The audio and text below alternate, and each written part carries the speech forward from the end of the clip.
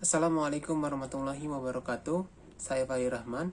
Saya ingin berkomentar terhadap video-video yang Ibu berikan yang berjudul tentang inflasi. Pengertian dari inflasi, inflasi dapat diartikan sebagai kenaikan harga barang dan jasa secara umum dan terus-menerus dalam jangka waktu tertentu. Menurut ilmu ekonomi modern, terdapat dua jenis inflasi yang berbeda satu sama lain, yaitu inflasi karena dorongan biaya atau cost push inflation dan inflasi karena meningkatnya permintaan atau demand pull inflation. Dalam hal inflasi karena dorongan biaya, kenaikan upah memaksakan industri untuk menaikkan harga guna menutup biaya upah dalam kontrak yang baru yang mengakibatkan adanya pola siklus upah dan harga yang lebih tinggi yang disebut pilar harga upah atau wage price spiral.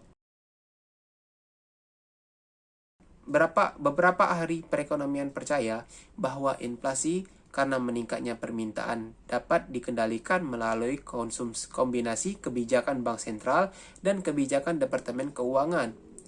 Misalnya, kebijakan uang ketat oleh bank sentral dan pengendalian pengeluaran oleh pemerintah. Inflasi karena dorongan biaya diduga dapat lebih baik dikendalikan melalui pertambahan tingkat pertumbuhan perekonomian daripada melalui kebijakan moneter ataupun fiskal. Adapun terjadinya inflasi disebabkan oleh berbagai faktor, yaitu yang pertama tarikan permintaan atau demand pull inflation.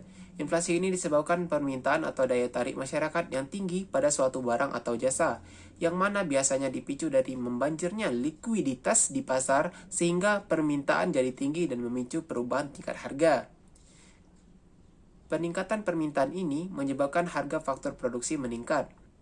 Yang kedua, desakan atau tekanan produksi atau distribusi atau cost push inflation. Inflasi ini disebabkan dorongan kenaikan biaya produksi dalam jangka waktu tertentu secara terus-menerus.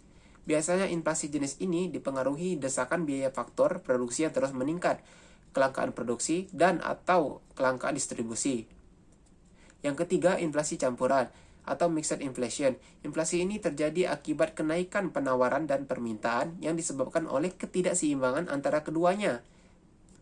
Misalnya ketika permintaan barang atau jasa A meningkat, lalu menyebabkan persediaan barang atau jasa A tersebut sedikit atau menurun.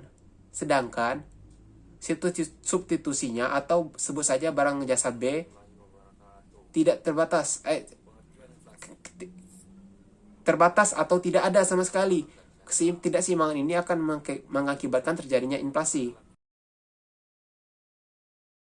Jenis-jenis inflasi berdasarkan harganya, inflasi menjadi dalam 4 jenis, yaitu yang pertama, inflasi ringan atau kenaikan harga di bawah 10% dalam setahun. Yang kedua, inflasi sedang atau kenaikan harga di antara 10% sampai 30% dalam setahun. Yang ketiga, inflasi berat, kenaikan harga di antara 30% sampai 100% dalam setahun. Yang keempat, yaitu hiperinflasi atau inflasi tak terkendali atau kenaikan harga di atas 100% dalam setahun. Berdasarkan besarnya cakupan pengaruh terhadap harga, inflasi dibagi menjadi 3, yaitu yang pertama, inflasi tertutup atau closed inflation. Kenaikan harga yang terjadi hanya berhubungan dengan satu atau dua barang tertentu. Yang kedua, inflasi terbuka atau open inflation. Kenaikan harga yang terjadi pada semua barang secara umum. Yang ketiga, hiperinflasi. Serangan inflasi yang sangat hebat sehingga harga barang atau jasa terus berubah dan meningkat setiap saat. Akibatnya orang-orang tidak dapat menahan uang lebih lama karena nilai uang terus merosot. Sekian saja pendapat dari saya. Itu saja mungkin kesimpulan dari saya. Terima kasih. Wassalamualaikum warahmatullahi wabarakatuh.